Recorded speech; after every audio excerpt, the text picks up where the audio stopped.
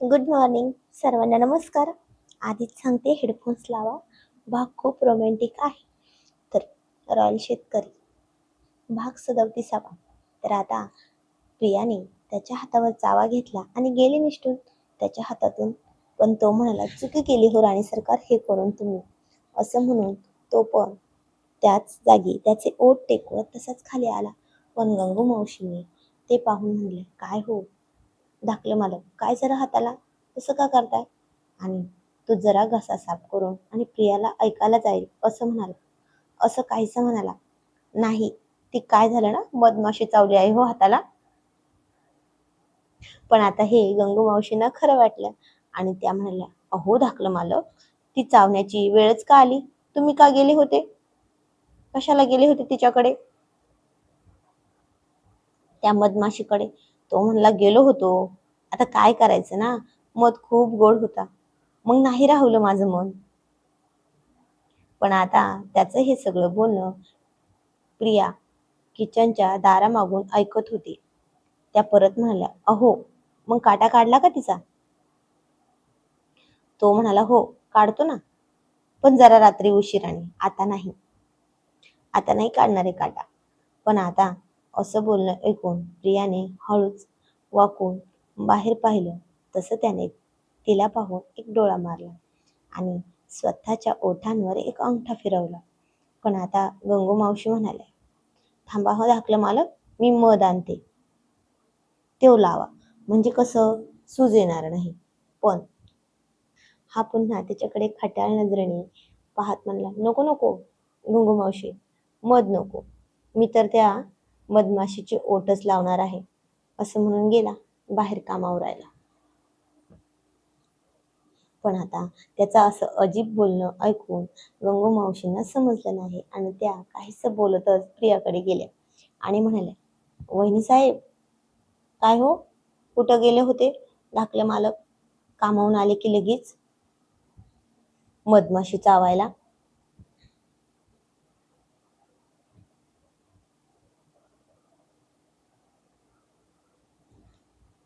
पण आता प्रिया स्वतःचा हसू दाबत आणि न दाखवता म्हणली, गेले असतील कुठेतरी.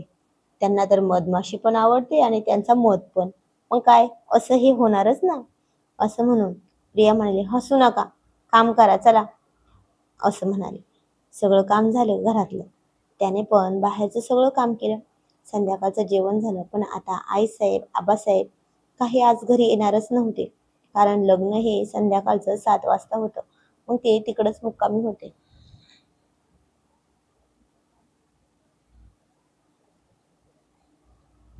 आज लवकर घरी आला होता म्हणून शिवम जरा मित्रांसोबत बसला होता आणि त्यांची संध्याकाळी खूप वेळ मैत्री रंगली होती.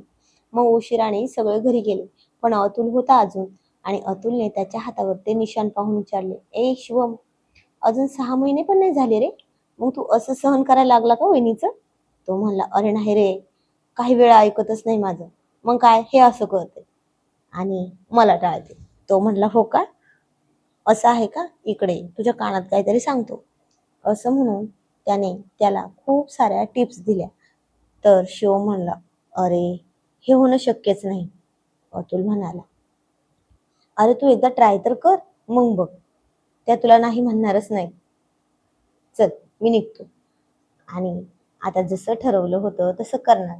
पण याचा परिणाम काय उलट झाला तर? आणि उलट झाला नाही म्हणजे बरं, असं शिवमला वाटलं.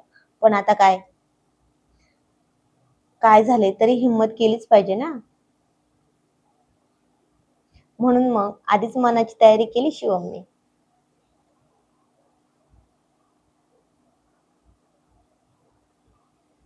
पण इकडे तिचं काम झालं म्हणून गंगू मावशींना तिने सांगितले, जा तुम्ही, मी दारं खिडक्या बंद करते वाड्याच्या आणि सगळे दिवे पण बंद करते. असं म्हणून तिने दारं बंद केले, दिवे पण बंद केले, खिडक्या बंद केल्या आणि त्याचं संध्याकाळचं दूध घेऊन गेली वर. पण तो तर तिला वाटलं होतं मगाशी एवढं सगळं बोललं होतं म्हटल्यावर नक्कीच खूप त्रास देईल. पण आता तसं काही तो म्हणालाच नाही. स्वतःचं काम करत बसला होता. ती म्हणली, हे तुमचं दूध? तो म्हणाला, हो ठेव, मी घेईन. कारण आता तो भाव खाणार होता, तेव्हा कुठे त्याला डिमांड येणार होतं ना. आणि हेच ठरवलं होतं दोन्ही मित्रांचं. मग काय, असं केल्याशिवाय बायको पण ताळ्यावर येत नाही असं म्हणणं होतं अतुलचं.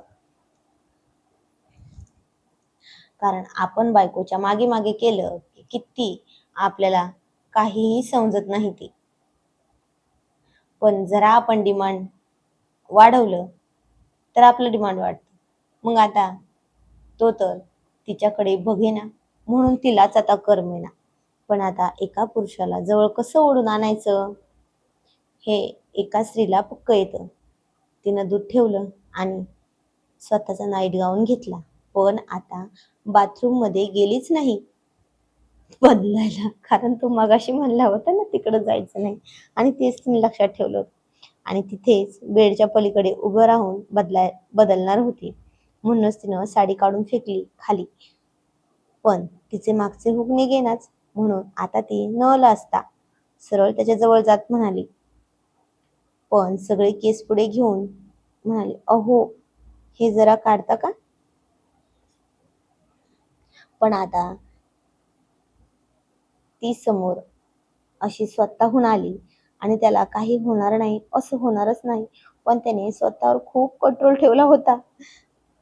त्याने ते हो खोलून दिलं, पण तिच्याकडे न बघतात. आणि तिला वाटलं होतं की तो आता तरी काहीतरी करेल, पण नाही, तसं तर काही झालंच नाही. आणि तिचा मूड हाफ झाला.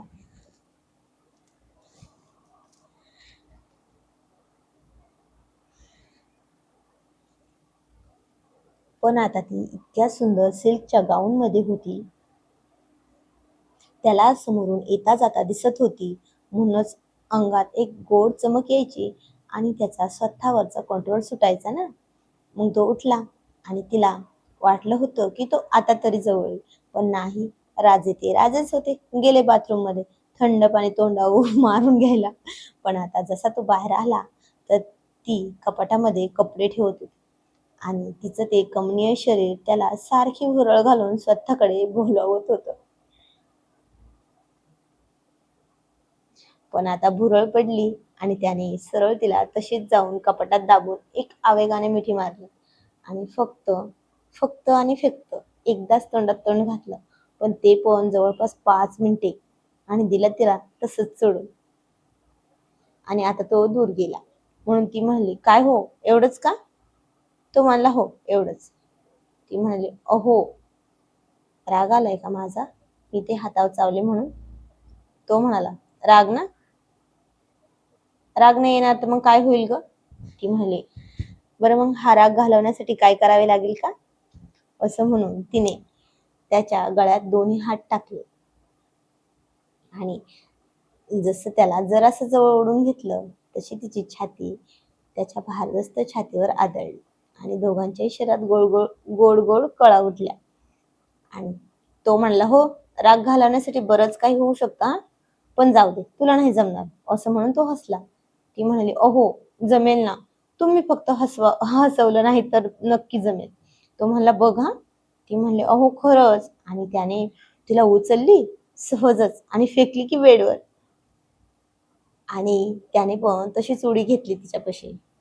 असं म्हणतात ना, बायको वजनाने हलकी असावी, भांडण झालं की उचलून फेकता आली पाहिजे. हो ना. आणि आता तेच केलं होतं त्याने. ती म्हणाली, अहो जरा हळू हं, बेड मोडून. तो म्हणला, बघू हं, बेड मोडतो की तू मोडते. आणि ती लाजून म्हणाली, शी घाणेरडे, काही पण बोलता हो तुम्ही. तो पण म्हणला, चला आता, मला कुठे चावली होतीस, इथे ना हातावर, हो ना. ती म्हणली, अहो सॉरी ना, आता नाही करणार परत. तो म्हणला, हो. तो म्हणाला, हो का, पण आता काही उपयोग नाही ग सॉरीचा, त्या चावल्याचं विष ना सगळ्या अंगभर पसरले. असं म्हणून त्याने तिच्या तोंडात तोंड घातलं आणि तिला खूप हार्ड किस करायला सुरुवात केली. आणि आता ती बेसावध होती आणि तशीच बेडवर टेकली आणि त्याचे ओठ तो सगळीकडे टेकत होता. पण आता तिची हिंमत नव्हती त्याला अडवण्याची, कारण अडवलं तर त्याच्या तो डबल करेल ना. तिनंच न राहून त्याच्या स्पर्शाचं वेडं होऊन स्वतःला स्वतःच्या सगळ्या भावना व्यक्त केल्या त्याच्यापाशी. पण आता तो काय करणार होता हे फक्त त्यालाच माहिती होतं.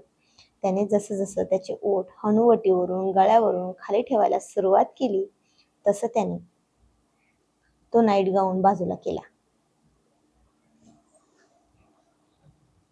पण आता तिनं त्याला हळूच म्हटलं, अहो अहो, आधी तो ग्लास संपवा, मग काय असेल. तो म्हणाला, नाही, आता खूप उशीर झालाय.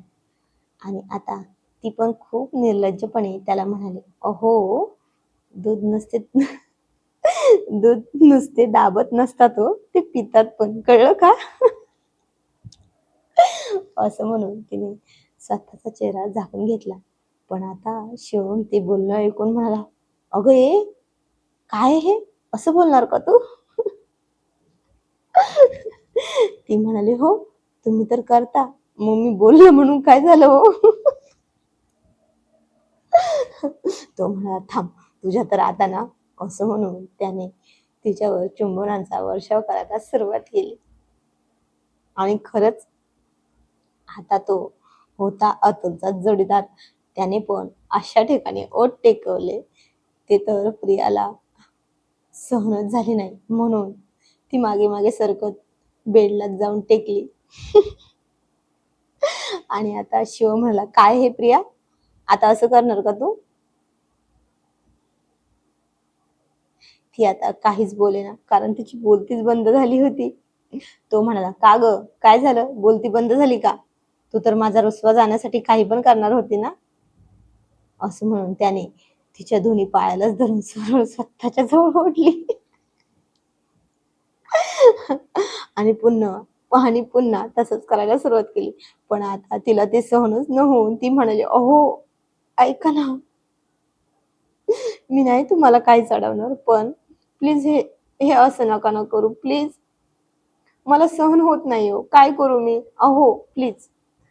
तो म्हणाला, हो का, मग सांग, मला नको म्हणणार का? ती म्हणाली, नाही. तो म्हणाला, जवळ येशील की नाही? ती म्हणाली, हो हो. तो म्हणाला, जे मागितलं ते देशील की नाही? ती म्हणाली, हो, तुम्ही म्हणाल ते दे.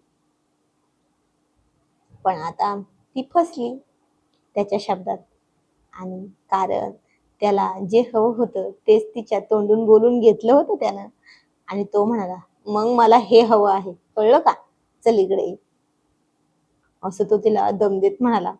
आणि आता झाली की तिची पंचायत, आणि ती झाली गप्प. आणि त्याने पुन्हा ओठ टेकवायला सुरुवात केली.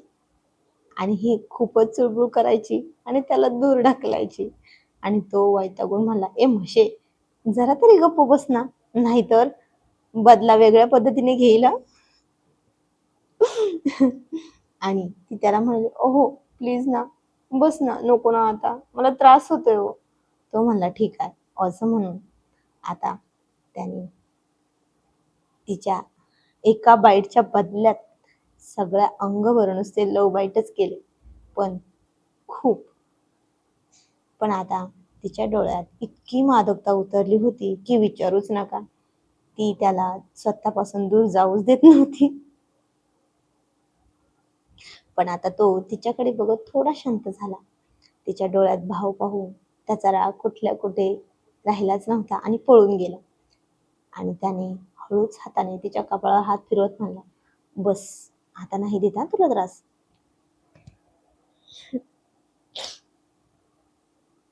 आणि तशी ती अजून चेहरा लपवून आणि लाजून त्याच्याकडे बघत होती. हळू आवाजात म्हणली, अहो, तुम्ही ना खूप छळता हा मला. तसा तो हसला आणि तिला जवळ ओढून घेत म्हणाला, छळत नाही ग, प्रेम करतो म्हण.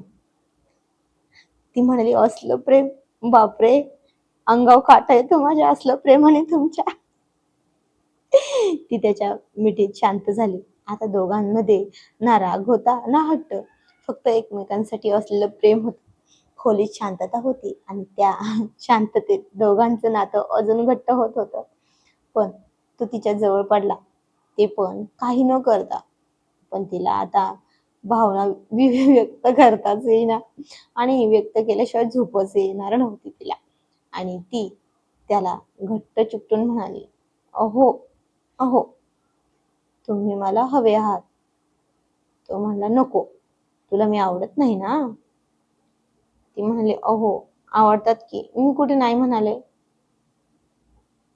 तो म्हणला, हो का, मग चल तर, तूच मला हवी आहेस, असं म्हणून त्याने तिच्यावर प्रेमाचा पाऊस पाडायला सुरुवात केली. तर आजचा भाग कसा वाटला ते कमेंटमध्ये नक्की सांगायचे. आणि जाणून घेऊया पुढील कहाणी पुढील भागामध्ये. नवीन असाल तर आपल्या चॅनल नक्की सबस्क्राईब करा. धन्यवाद.